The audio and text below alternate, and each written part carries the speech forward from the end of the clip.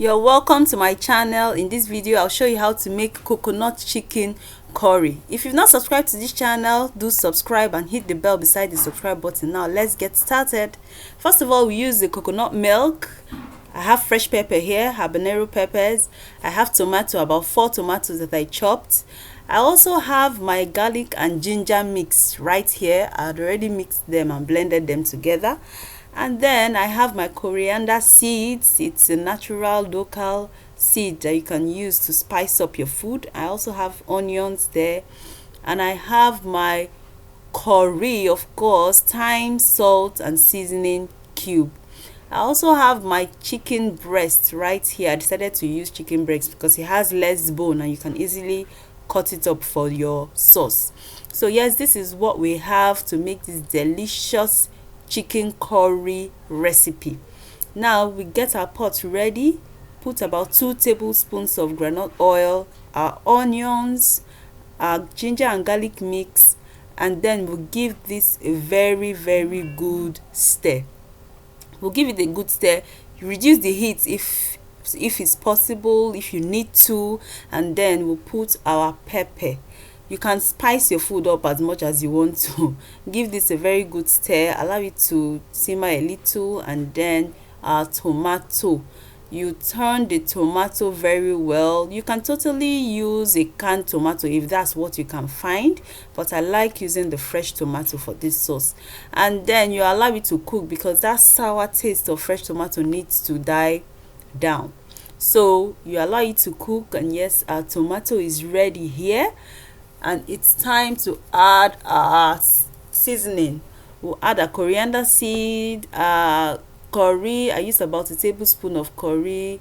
I used thyme, salt, and our seasoning cube as well. Now you can totally do without the seasoning cube. Really, it will still be so delicious, but the Nigerian in me will not just allow me to cook without seasoning cube, so I just had to add one. But trust me, it is tasty without seasoning cube.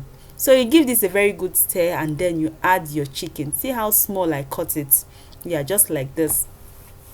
That's why I prefer using chicken breast, because you can cut it in chunks that are not so small and not so big, and it gives you a very hassle-free cutting because there are less bones to fight. And then we give this a very good stir it very well so that it will allow all the juiciness from the sauce to go into that chicken.